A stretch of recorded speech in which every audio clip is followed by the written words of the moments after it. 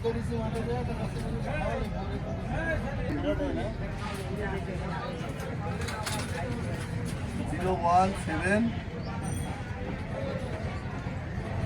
কত করে রে মামা?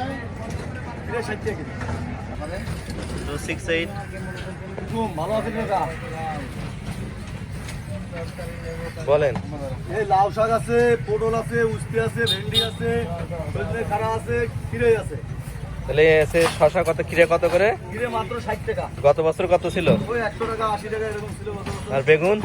বেগুন ছিল গত বছর কম ছিল, গত বছর 40 50 60 ইয়া বেগুন গত বছর কম ছিল। 20 টাকাও বেছিলাম, 30 টাকাও বেছিলাম বেগুন। তার আগের বছর কম ছিল, এই বেশি ছিল। আমরা ব্যবসা করি, আমরা জানি না। তা গত বছরের তুলনায় এবার কি এবছর বেগুনের দাম একটু কম, এখন সিজন না বেগুনের। রোজার মাসের রোজা উপলক্ষে কোনো জিনিসের দাম বাড়েনি এবার। ছোলার দাম কম, চিনির দাম কম, তেলের সংকট, তাই তেলের দাম বেশি। তরকারি যেটা আমদানি আছে সেটার দাম কম। এখন ফুলকপি পাতাকপি এসব কেউ খাচ্ছে না, ওগুলোর দাম কম। একটা লাউ 30 টাকা 40 টাকা, দাম বেশি না।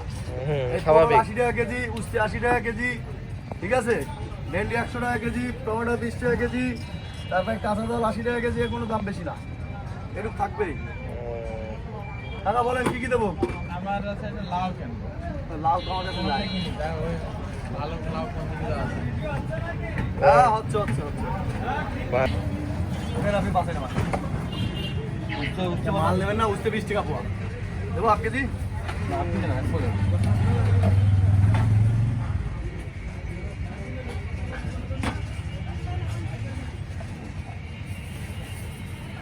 বাজারে নিয়ে এই উস্তের পোয়া